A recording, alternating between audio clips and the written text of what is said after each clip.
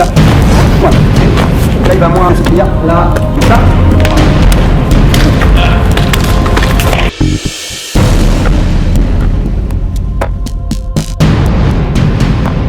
Ici.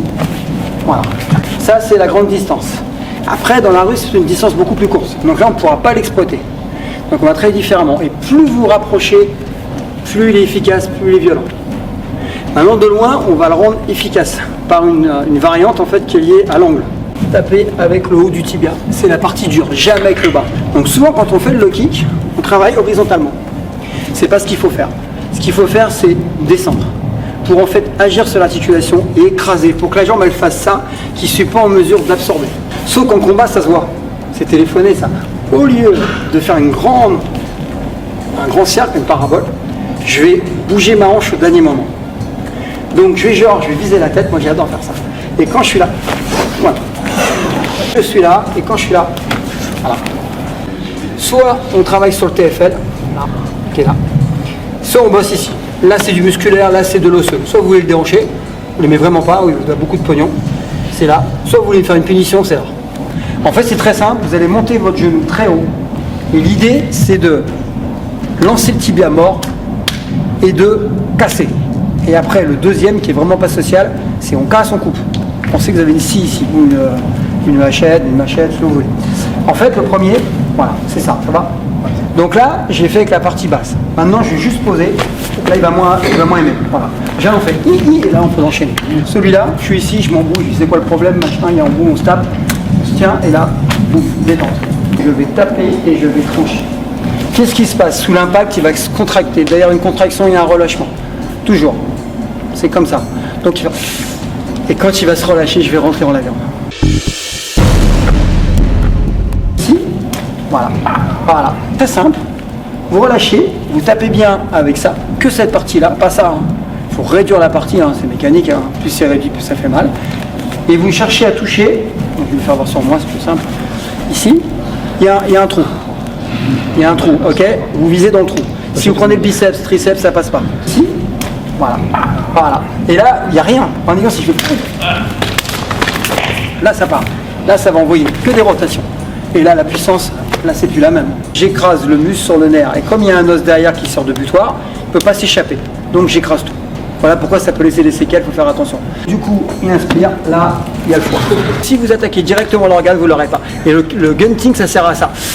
Pour qu'il fasse une réaction, vous rentrez derrière. Chaque fois, il fait ça. Quand il fait ça, qu'est-ce qui se passe? Il active le sympathique. Vous savez, le sympathique, c'est l'accélérateur. Ouais. L'accélérateur du cœur, le parasympathique, c'est le frein.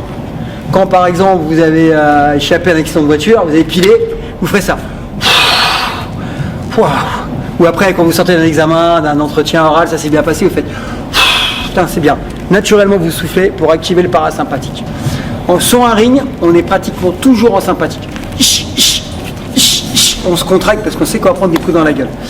Dans la rue c'est différent. Le mec il parle, il va beaucoup parler et pendant qu'il parle, il active rien du tout. Par contre il inspire. Donc là, il ne protège pas la paroi abdominale. Donc l'intérêt, je ne vais pas te faire, de frapper là, c'est qu'il a inspiré. Donc automatiquement, je vais au foie. Voilà. Il n'y a pas de protection abdominale. Si je le fais très fort, ça va monter ici, ça montera jusqu'à là. En fait, voilà. Il y a un méridien là. Et les muscles, il est content. En fait, ce méridien, c'est celui-là. Celui qui part du point au cou, qui est là. Voilà. Et surtout, il va passer là très fort. C'est le même qui est là, je doucement. Voilà. C'est le même qui va là, voilà. C'est le même qui va là. Je suis, hein, voilà, c'est un chemin, c'est une autoroute. Hein. C'est le même qui va là, regardez bien. Ici, là, juste là. Là, je le frappe pas, je le pousse, hein, ça va? Ouais, je parce que tu es musclé. Et c'est le même qui vient là. Et en fait, travaillez sur les méridiens qui sont accessibles. Par exemple, ça, voilà. Quand vous touchez les organes, il ne faut jamais le faire horizontalement, toujours en descendant, en montant. Si vous faites un chouteau, je vais doucement, jamais horizontalement, toujours, voilà, vous avez la différence, et ça tombe. Pareil ici, faites ça, c'est pas bon, faites ça, voilà, et ça part tout seul. Juste travailler en angle 45 degrés. L'intérêt de toucher avant, de connecter, ouais, c'est chaque fois, clic, clic, voilà. Donc le fait de toucher une partie du corps, c'est comme là, et en fait, vous faites ça, c'est pareil, il y a une réaction différente. Il se protège vraiment, en fait, il va se relâcher, c'est pour ça. Donc ça, c'est bien, si vous faites ça avant, c'est plus pareil. Si vous faites ça avant, c'est plus pareil non plus. En fait, je prends là. Voilà. Et là, du coup, j'en mets. Et ça, c'est bien au sol. C'est la différence entre le sol sport. Les sports, donc je le mets des guntings là. Je mets des guntings là. Voilà.